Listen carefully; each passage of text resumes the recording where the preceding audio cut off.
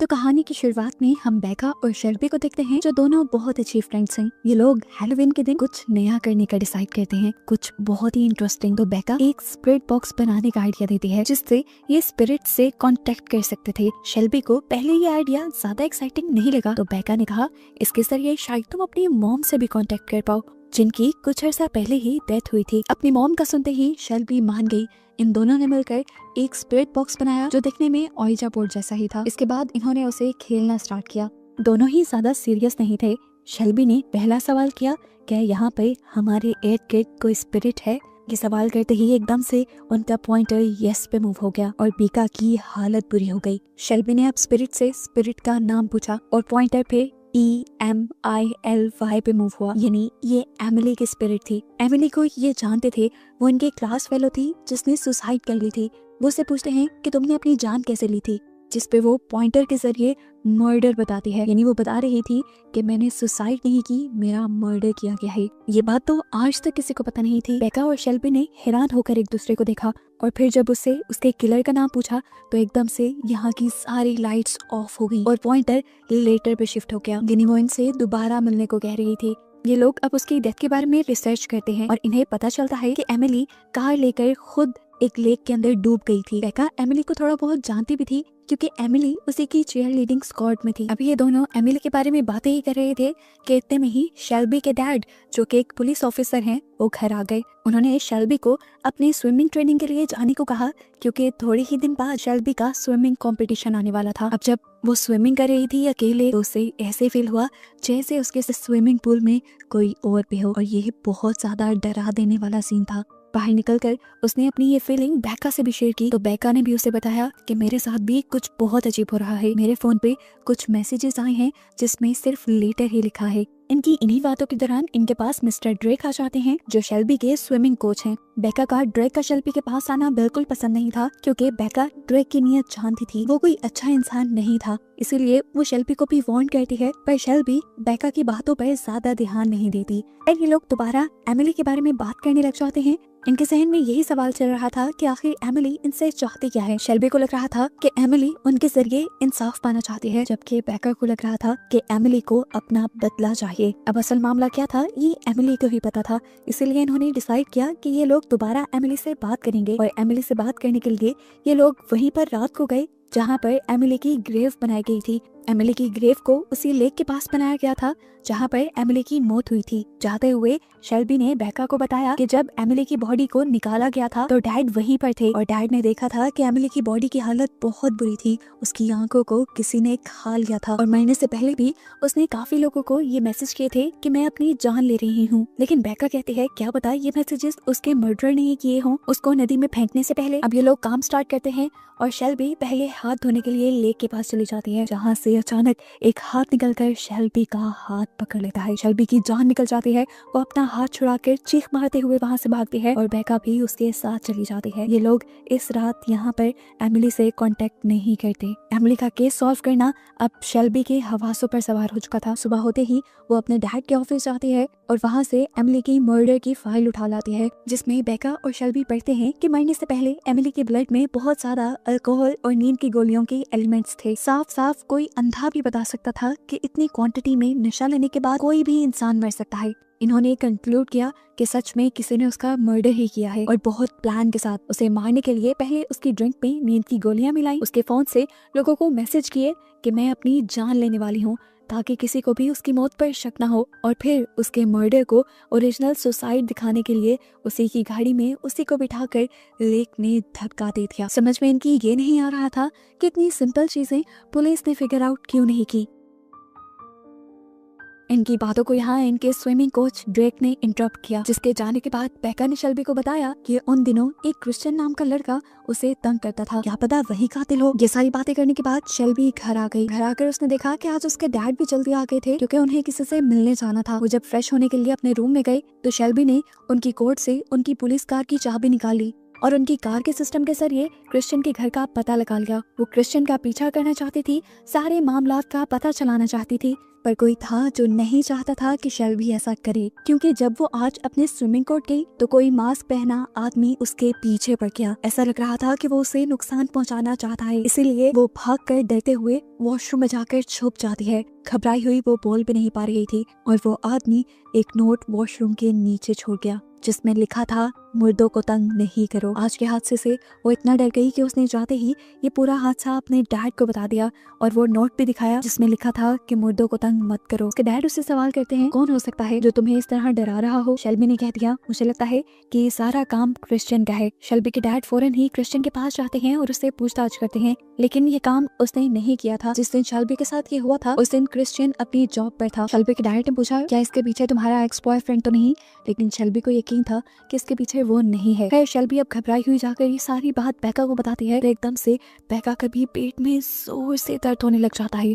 उसकी हालत खराब होते देखकर ड्रेक उसके पास आया, लेकिन बेका ने उसे हाथ नहीं लगाने दिया। शेल्बी उसे हॉस्पिटल लेके जाने लगी तो रास्ते में ही उसे वॉमिट हुई और उसकी वॉमिट में एक नेकलेस निकला जिसपे एमिली लिखा हुआ था। ये एमिली का ही नेकलेस था, जो देखकर ये दोनों ही बहुत ज्यादा घबरा गई। ये समझ गई थी कि पानी सर से ऊपर जा चुका है। इनको समझ आ गया कि एमिली का मामला इनको सॉल्व करना ही पड़ेगा, नहीं तो एमिली इनका पीछा नहीं छोड़ेगी। इन्होंने फैसला किया कि आज रात ये दोबारा एमिली की ग्रेव पे जाएंगी और वहां जाकर दोबारा स्पिरिट बॉक्स के जरिए वो एमिली से कांटेक्ट करेंगी। इस मरतबा उन्होंने एमिली से सवाल किया कि तुम्हारा मर्डर किया किसने था? तो स्पिरिट बॉक्स के पॉइंटर के जरिए उसने बताया, मिस्टर ड्रेक। मिस्टर ड्रेक जो इनके स्विमिंग कोच थे। इससे पहले कि ये कुछ और एमिली से पूछ पाते, यहाँ पर गार्ड्स आ जाते हैं और ये दोनों अपना स्पिरिट बॉक्स लेकर यहाँ से भाग जाती हैं। शेल्बी जब घर आई तो उसने देखा कि उसके डैड गुस्से में उसका वेट कर रहे थे। झूठ वो बोल नहीं सकती थी, आखिर उसने सच बता ही दिया कि वो एमिली के मर्डर की इन्वेस्टिगेशन कर रही है और उसे पता चल भी गया है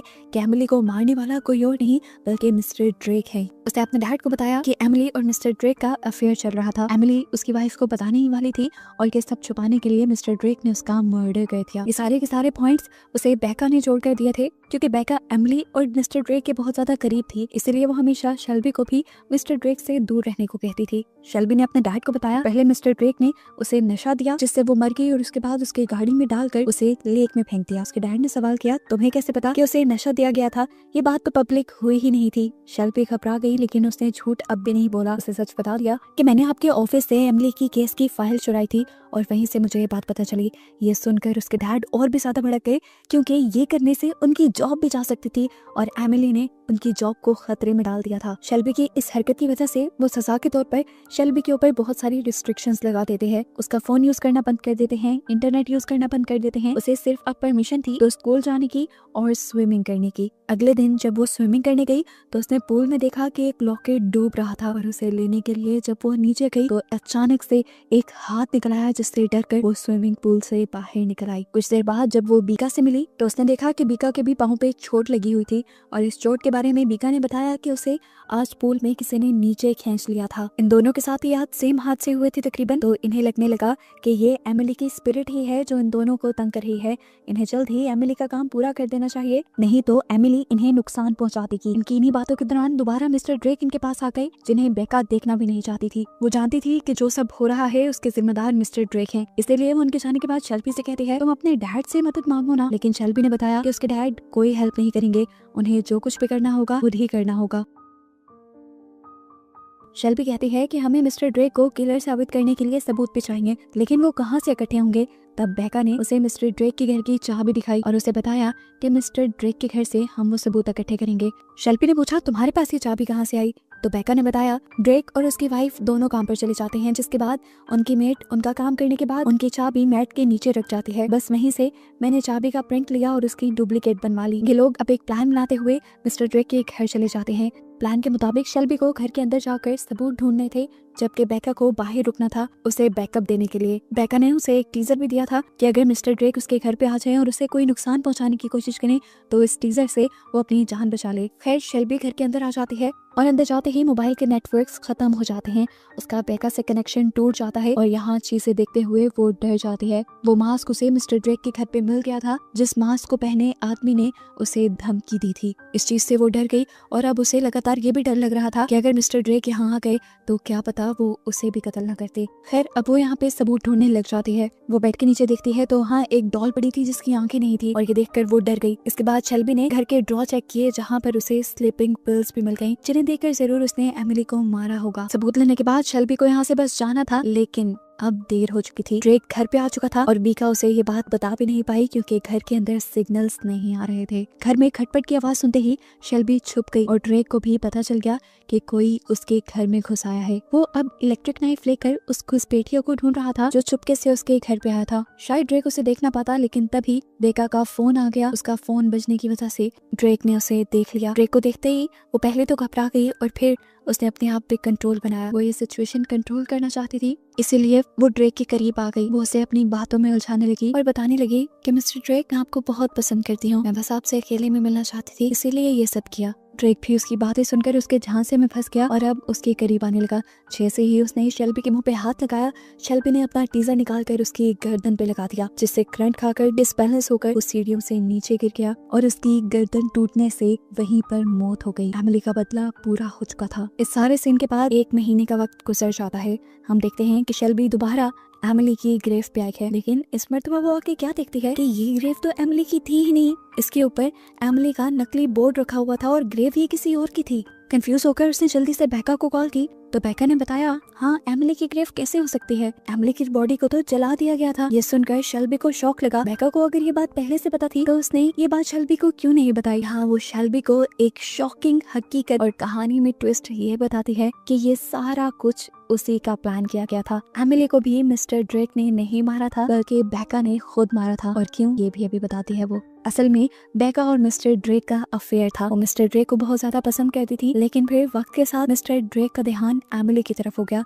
वो एमिली के बहुत ज्यादा करीब रहने लगे, जिससे बेका को बहुत ज्यादा जलन। उसकी परफॉर्मेंस भी बेका से काफी अच्छी थी। इसी जलन में उसने एमिली का मर्डर करने का डिसाइड किया। उसी ने ड्रिंक में मिलाकर नींद की गोलियां एमिली को दी और उसके बाद उसी के फोन से बहुत सारे लोगों को ये मैसेज किए कि मैं मरने वाली हूँ। और उसे ड्रिंक पिलाने के बाद उसकी गाड़ी को लेक में धक्का देने वाली भी कोई और नहीं बल्कि बेका थी। एक दुश्मन को खत्म करने के बाद उसे अब मिस्टर ड्रेक को भी मारना था, जो उसे धोखा दे रहे थे। और मिस्टर ड्रेक को मारने के लिए ही उसने ये सारा प्लान किया और शेल्बी का इस्तेमाल किया। स्विमिंग कोर्ट में मास्क पहनकर शेल्बी को डराने वाला भी कोई और नहीं बल्कि बेका ही थी। शेल्बी बिल्कुल सुन्न हो चुकी थी ये सारी हकीकत सुनते हुए। फोन बंद करते हुए बेका ने उसे ये भी बताया कि ड्रेक के घर से जितने भी सबूत मिले थे वो सारे भी बेका ने ही रखे थे। ये सारी बातें बताने के बाद बेका फोन बंद कर देती है और अपनी कार स्टार्ट कर देती है। वो कार पार्किंग से बाहर निकालने ही वाली थी, लेकिन एकदम से पार्किंग का दरवाजा बंद हो गया और उसकी कार भी चलना बंद हो गई। उसके सारे दरवाजे भी लॉक हो गए। उसे समझ नहीं आया कि उसके साथ हुआ क्या। एकदम से उसकी गाड़ी के सामने आ गई एमिली की स्पिरिट अपना बदला लेने के लिए, जिसे देखकर बेका डर गई और समझ गई कि आज उसका आखिरी दिन है। जिसके बाद एमिली ने उसकी कार का इंजन ऑन कर दिया, जिसके धुएं में घुटकर यहाँ पर बेका मारी गई और ये कहानी इसी के साथ यहाँ खत्म हो गई।